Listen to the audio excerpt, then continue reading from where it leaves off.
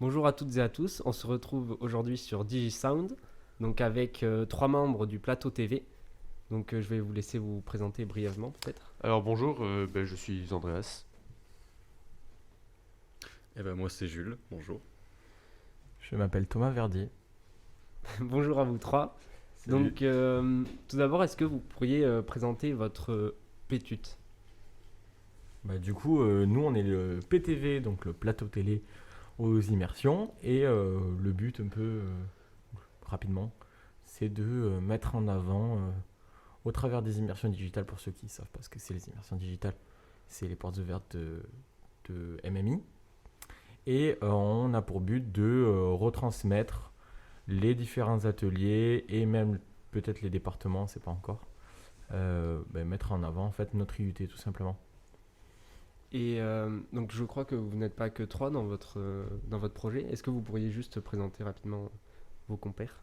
Alors nous sommes 6 dans le projet, donc il y a Baptiste. Alors Baptiste, son nom de famille je ne connais pas vraiment. Bon, Butry. voilà, tout à fait. Après il y a Hugo Laferrière et il y a aussi Corentin Seigneury, qui n'est pas là actuellement mais qui fait partie de notre plateau TV. Merci. Et donc quel est votre rôle à chacun dans ce plateau TV? Alors moi je veux dire qu'il varie énormément parce que en fait on essaye de tourner le plus possible sur chaque partie, donc il y aura des personnes qui vont être plus au niveau de la régie, d'autres personnes plus proches des caméras, d'autres personnes qui vont aussi être on va dire présentateurs, donc on va venir tourner sur ces parties et après tout le monde participe à chacune de ces parties et aussi il y a une partie écriture, enfin écriture on va dire création des émissions qui aussi qu'on doit aussi faire et donc ça tout le groupe se rassemble pour travailler sur ça. Donc, dans l'ensemble, chacun voit chaque élément du plateau TV. Ok, donc Mm. vous alternez tous. Ouais, on est pas tous au même niveau en termes de. Enfin, comment dire, on alterne tous et on se prend pas la tête sur quel rôle à prendre pour l'instant. Parce que honnêtement, c'est assez dur à définir, surtout maintenant là. Euh, on fait ce qui nous passe par la tête et on se prend pas trop la tête, au contraire. Et dès qu'on a envie de faire quelque chose, on le fait et voilà. Et je pense que peut-être qu'on le définira un petit peu plus tard au niveau quand ça sera le début des immersions digitales. Là, par contre, on essaiera de définir un petit peu plus de ceux qui ont des affinités plus ou moins fortes avec certains domaines. On va les placer là et voilà. Et donc, est-ce que ça vous fait une grosse charge de travail, ça, ou pas? Alors ça dépend des trucs. Enfin, c'est surtout la régie, c'était apprendre à maîtriser la régie. Je trouve que ça a été Ouais. le plus important. Sinon, il y a une grosse part de travail sur l'organisation du planning des émissions, l'écriture, et après installer un plateau. Bon, faut juste apprendre à bien faire les câblages et ça le fait. Ouais, c'est ça. C'est surtout parce que l'année dernière, du coup, moi, enfin, Jules et moi-même, on est en deuxième année, du coup, de MMI. Du coup, moi, personnellement, j'ai une expérience en plateau télé l'année dernière. Pour le coup, toi, tu faisais quoi déjà, Jules? Moi, je faisais l'atelier court métrage, donc pareil en audiovisuel, j'ai quand même un petit fond, donc Ouais, je des suis pas bases. perdu. Donc, moi, j'étais en PTV l'année dernière et c'était pas du tout la même chose. Du coup, il n'y avait pas du tout le Covid. Du coup, on a pu le faire à l'Agora. Pour ceux qui connaissent, c'est l'endroit, en gros, le centre de l'IUT. Et c'était pas du tout pratique pour le coup pour le PTV. Et c'était un mode organisationnel totalement différent. Mhm. Et cette année, du coup, on a eu la nouvelle régie qui est assez dure à prendre en main, même plutôt très dure à prendre en main. Et du coup, nous a quand même pris une semaine à bien prendre en main le truc. Et en plus, on a la salle fond vert qui l'année dernière n'était pas à nous. Du coup, c'est beaucoup de choses qu'on a dû apprendre. Au final, on est assez bien rodé, mais il nous manque quand même encore. C'est pour ça qu'on a des semaines intersemaines d'ailleurs. Il nous manque encore un peu d'expérience. Mhm. Du coup, on essaye de se roder le plus possible sur les machines. Et justement, donc tu parlais de ton expérience l'année dernière. Et donc cette année, avec les confinements qu'il y a eu et les cours qui se sont passés à distance, comment vous vous êtes organisé pour le travail? Bah, enfin, alors, comment dire? C'est en fait, si tu veux, on est passé du plateau télé un petit peu optionnel à quelque chose de très important. Mhm. Et en termes de masse de travail, c'est assez différent de l'année dernière où avant c'était plus de l'écriture et on essayait c'était plus libre dans le sens où on avait moins d'importance, du coup il y avait des gens qui y prêtaient pas trop attention. Et cette année, on est quand même une des plateformes de diffusion importantes à MMI, dont vous aussi, la web radio, où on va devoir mettre énormément en avant tout le reste parce que le reste n'est pas forcément.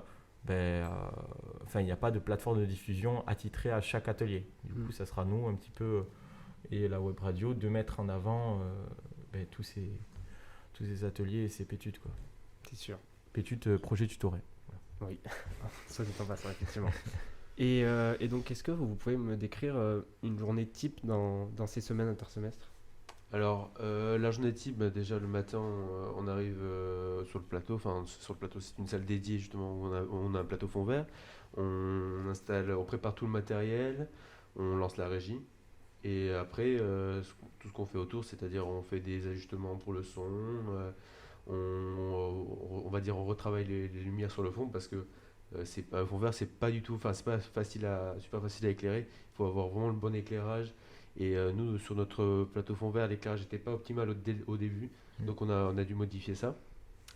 Et après, il y a la prise en main des logiciels et tout ça à bien revoir parce que justement, on va dire qu'on s'auto-forme avec le temps parce qu'on a eu une aide au début par l'un des professeurs, Monsieur Kabidoche. Et après, on a été un peu, on va pas dire livré à nous-mêmes, hein, bien sûr, mais on a dû apprendre par nous-mêmes, justement. C'est un petit peu ça le but des immersions, justement. Pour ceux qui veulent venir à MMI, les immersions digitales, c'est quand même super intéressant parce que on a quand même tous les jeudis après-midi. Donc on se consacre à notre projet tutoré, mais on s'occupe que de ça pendant ce jeudi après-midi. Et ensuite on a la semaine intersemestre, 2 semaines avant les immersions digitales, donc les portes ouvertes. Et du coup ça nous permet vraiment de nous auto-former, de nous créer un petit bagage personnel qui sans doute nous plaît. Moi en tout cas, moi ça me plaît. Donc, Je trouve qu'à titre personnel, c'est ce qui débloque le plus de compétences chez nous. Ouais.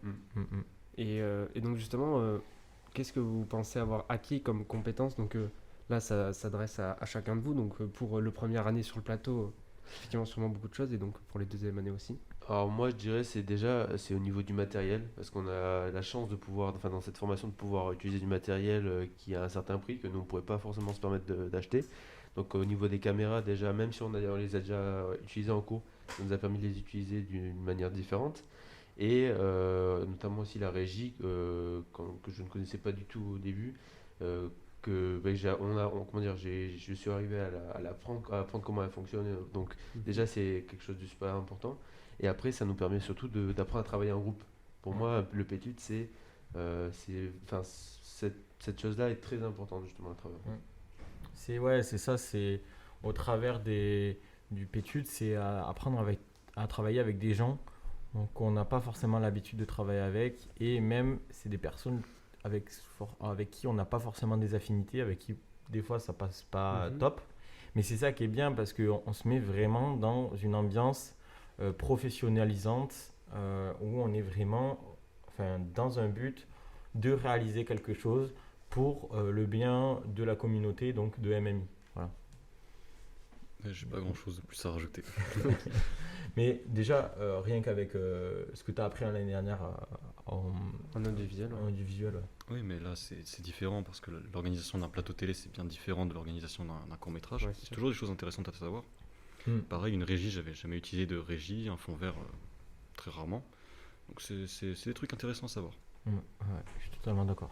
Et donc là, pendant les 2 semaines, donc, où vous faites que du projet, quelle est la tâche que vous avez préférée et quelle est la tâche que vous avez trouvée la plus dure ou tout du moins que vous avez le moins appréciée? Moi je veux dire tel qu'on l'a dit juste avant, c'est pas vraiment la tâche mais c'était l'utilisation de la régie, c'était le plus compliqué pour nous parce que surtout on a changé plusieurs fois de régie, de configuration. On est passé par trois configurations différentes, on est passé par une régie c'était pas analogique. Analogique. Oui, analogique, voilà, c'est ça. Et là on est sur une régie qui est totalement numérique.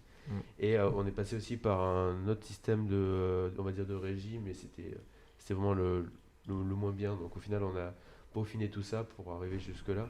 Mais pour moi, c'était plus compliqué pour l'utilisation de la régie. Du coup, vas-y.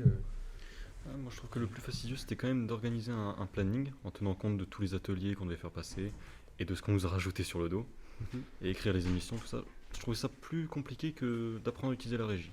Mm, mm. Moi, de mon côté, c'est plus ouais, c'est au niveau du matos.